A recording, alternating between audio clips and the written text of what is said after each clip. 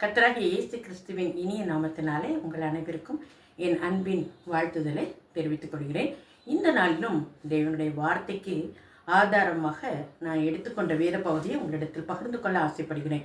நம்முடைய வாழ்க்கையில் நம்ம ஜெபிக்கிற ஜெபத்துக்கு பதில் கிடைக்கணும், நம்முடைய மன விருப்பம் நிறைவேறணும்னு சொல்லி எல்லாருமே ஆசைப்படுறோம்ல. ஆனால் வேதம் என்ன சொல்லுது தெரியுமா? யோவான் 15வது அதிகாரம் 7வது வசனம், நீங்கள் என்னிலும் என் வார்த்தை உங்களிலும் நிலைத்திருந்தால் நீங்கள் கேட்டுக்கொள்வது எதுவோ அது உங்களுக்கு கொடுக்கப்படும். எவ்வளோ அருமையான வார்த்தை!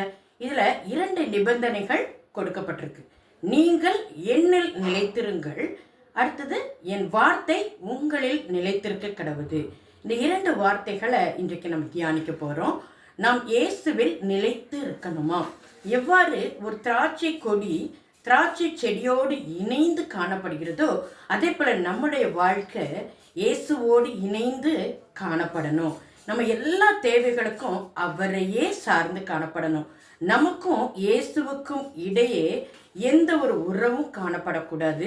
எந்த ஒரு சிறு மேகங்கள் கூட பிரிவாக என்ன செய்யக்கூடாது, காணப்படக்கூடாது. அடுத்தது பார்த்தீங்கன்னா, ஒரு செடி நிலைத்து இருக்கணும்னு சொன்னால் அந்த வேர் ஊன்றி நிற்கணும். நன்றாக ஆழமாக வேர் ஊன்றி நிற்கும் பொழுது தான் அந்த செடி நிலைத்திருக்கணும். அதே போல என் வார்த்தை உங்களில் நிலைத்திருந்தால், அப்போ தேவனுடைய வார்த்தை கர்த்தராகிய இயேசு கிறிஸ்து கூறிய இந்த வேத வார்த்தைகள் அனைத்தும் நம்முடைய வாழ்க்கையில என்ன செய்ய காணப்படணுமா? வேர் ஊன்றி காணப்படணும். அப்போ அப்படி நான் நிலைத்திருக்கணும். வேரூன்றினா என்ன அர்த்தம்? நம்மளுடைய சிந்தை, நம்மளுடைய உணர்ச்சிகள், நம்மளுடைய கற்பனைகள், நம்மளுடைய வாழ்க்கையில இந்த வேத வசனம் ஒன்றாக காணப்படணும், 2 கலந்து காணப்படணும்.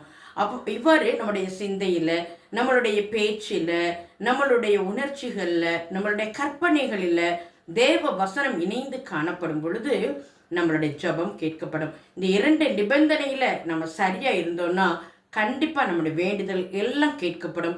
நாம் கேட்கிற எல்லா ஆசீர்வாதங்களையும் நாம் பெற்றுக்கொள்வோம். ஆம் அருமையானவர்களே, இந்த வேத வசனத்தை தியானித்து இந்த வசனத்தின்படி நம்ம நடக்கும் பொழுது கர்த்தர் நம்ம எல்லா ஆசீர்வாதங்களினாலும் நிரப்பி நடத்துவார். God bless you. God bless you all.